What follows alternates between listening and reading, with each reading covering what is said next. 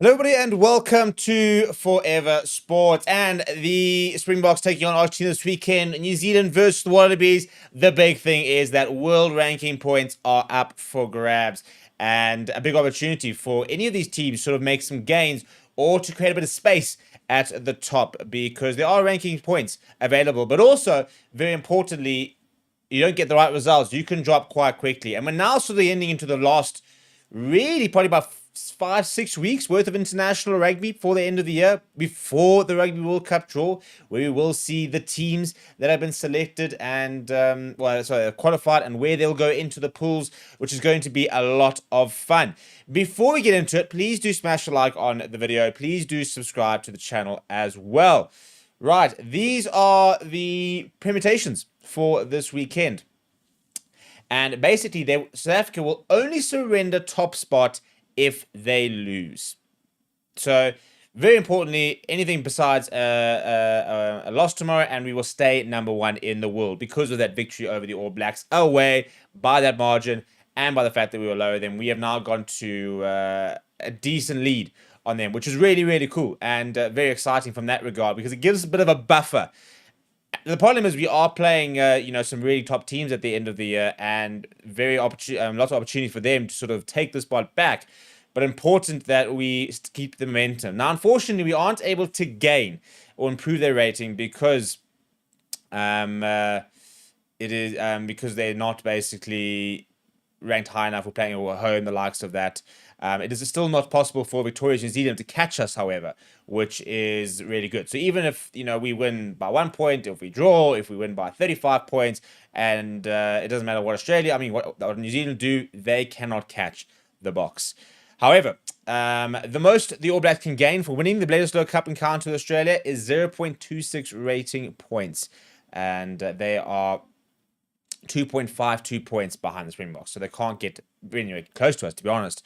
So it's actually more jeopardy really for New Zealand, who can drop below France and England, and will be a record equaling low of 5th for them if they are beating. While a defeat by more than 15 points will see the Wallabies become the higher ranked sides of the two sides, and New Zealand could go down to their worst ever ranking of 6th. I mean, how much of a disaster they were first a month ago, and they could go down to 6th if they lose tomorrow, which maybe shows you how volatile really the world rankings are. I think that's probably the biggest thing people have an issue with, is that it's far too easy for you to have one bad result and to sort of tumble down the rankings versus many good results.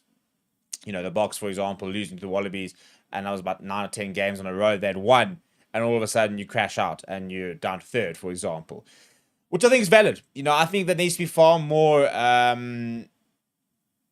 weighting to previous performances and momentum, for example. I don't think it should be a simple, you lost to 5th, therefore you dropped this many points. There needs to be a way of taking into consideration your previous results, your last 5, a bit like a golf handicap, I suppose, in terms of having that buffer of you've beaten these sort of teams before, you've created a bit of historical weighting.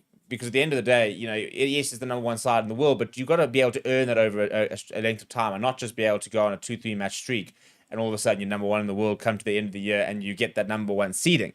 In terms of Australia, they've only ever been ranked above New Zealand for 1 week since the rankings began in October 2003. So it'll be a big opportunity for Joe Schmidt's men to make a bit of history over there. And they beat them by 12 points in the World Cup semi-finals. It's such a marginal defeat, combined with a win for Argentina and South Africa, would see New Zealand slip a further place to 7th, and outside what will be the band 1 for the Men's World Cup. So all of a sudden, if the All Blacks were to be at 7th, they would be in band 2 in the rankings or in the draw at the end of the year. So this is kind of where, it's very unlikely, but this is where the jeopardy comes. Because if you don't pitch up and you don't get these results, you could find yourselves in a very precarious place come the draw in December. The most that Australia could go up to is to 2 places to 5th. They would need to win by more than 15 points, and Argentina not to match that margin. So to be fair, I think that Australia win could be on the cards. At Eden Park, difficult, but I think that they're basically relying on us beating Argentina. They could try and make some gains on Argentina.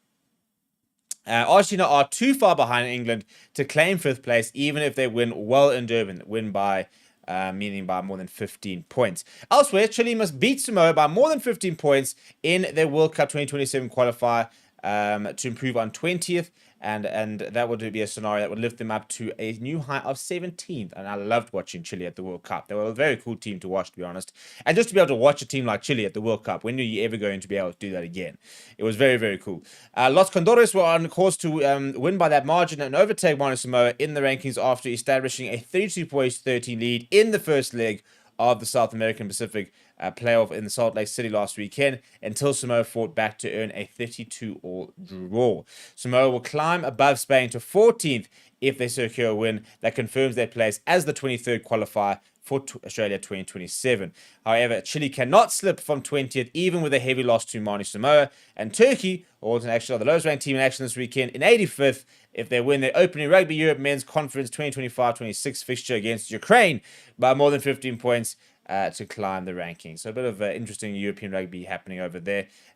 Turkey will then go to up to 79th, for example. You got Ukraine, who can't improve on 52nd, in case you wondered.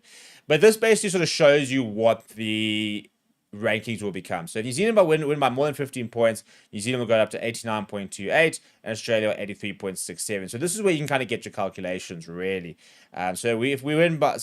We're 91.62, regardless of if we win by how many margins, we will stay at 91.62. Argentina, 84.40, wouldn't change, even if we win by more than 15 points or less. However, if there's a draw, Argentina will gain some ranking points. We will lose some ranking points, but we're not losing number one ranking spot. If they win by 15 points or less, they have to go down to 89.62, and that's all of a sudden where we can go slip down the rankings itself, but very unlikely, very unlikely. So those are all sort of the different permutations. Andrew Piatti, by the way, will take charge at Eden Park. That kickoff is about 7 o'clock South African Standard Time.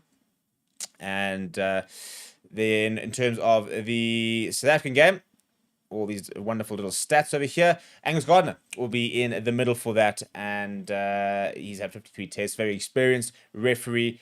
And if you look at the head-to-head stats, for example, between South Africa and Argentina, they really do favor us. So, we keep trying to give Argentina a chance and kind of try to create this idea that they are a side capable of the Springboks, which they are, but it is unlikely. We are very much the favorites, and we can't shy away from that tag.